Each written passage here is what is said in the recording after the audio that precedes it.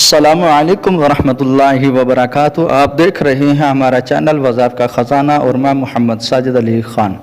दोस्तों, जिस तरह आपको मालूम है कि हमारे इस चैनल पर अमूमन वज़ाइफ ही बताए जाते हैं और इसी मुनासबत से आज मैं आप लोगों को जो वजीफ़ा बताना चाहता हूँ वो है मनपसंद शादी, मोहब्बत की शादी करने का बहुत ही मुजरब और आजमुदा वजीफ़ा।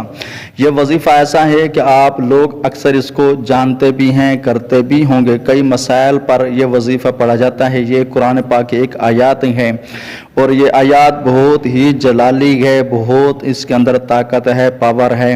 अब इस आयत से काम किस तरह लेना है, आज मैं आप लोगों को इस आयत से काम लेने का एक तरीका बताऊंगा।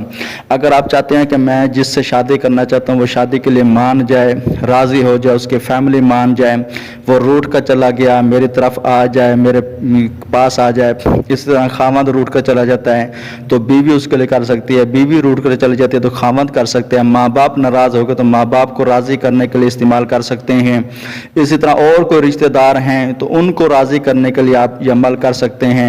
या कोई ऐसा बंदा है आप चाहते हैं कि वो मेरी मोहब्बत में मुब्तला हो, मैंने उसे फ़लाँ काम निकलवाना चाहता हूँ, तो आप उसको भी इस अमल से तस्खीर में कर सकते हैं, उसको अपने काबू में कर सकते हैं।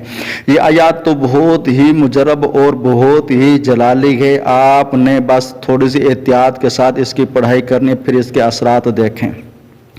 अब जिस काम के लिए आप ये करना चाहते हैं, नमाज इशा के बाद 2 रकात नमाज नफल अदा करनी है हाजत की, फिर अल्लाह तबारक व तआला से दुआ करने के या अल्लाह मैं ये आयत का वजीफ़ा कर रहा हूँ तो मेरी फ़लाँ काम में मेरी मदद फरमा।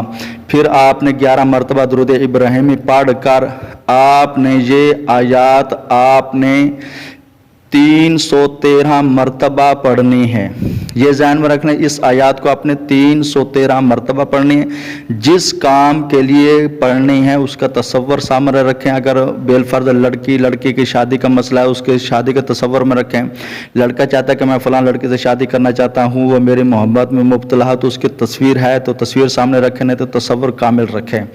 फिर आखिर मरतबा जब 313 मरतबा यह याद पढ़ने, फिर आपने 11 मरतबा दुरूद इब्राहिमी पढ़कर फिर अल्लाह तबारक व तआला की बारगाह में सजदा रेज़ होकर यानी सजदे में जाकर आपने अल्लाह तबारक व तआला से दुआ करने के या अल्लाह ये कुरान पाक की ये आयत जिसके मुतालिक तू फरमाता है कि ये आयत बहुत मुजर्रब है, इस आयत के सदके मुझसे दुआ मांगे, मैं दुआ कबूल करूँगा। या अल्लाह मैंने दुआ मांग ली है तो मेरी दुआ कबूल फरमा दे, या अल्लाह मेरी हाजत पूरी कर दे, मैं इस आयत के सदके में तुझे फ़लाँ फ़लाँ। अब जो काम है जिस काम के लिए करना चाहते हैं वो काम आप जहन में रखें, उसके लिए दुआ करेंगे तो इंशाअल्लाह अल्लाह तबारक व तआला के फजल करम से आपको जिस काम के लिए ये पढ़ेंगे वो काम आपका फ़ौरन ही मिलेगा और इसका रिज़ल्ट आप दूसरे दिन खुद महसूस करेंगे।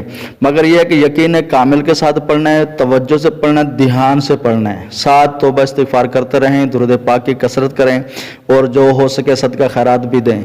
इंशाअल्लाह अल्लाह तबारक व तआला के फजल करम से आप उस काम में कामयाबी मिलेगी। और ये आयत ये है, इंशाल्लाह आपको स्क्रीन पर भी मिल जाएगी। ला इलाहा इल्ला अंत सुब्हानका इन्नी कुन्तु मिनज़ ज़ालिमीन।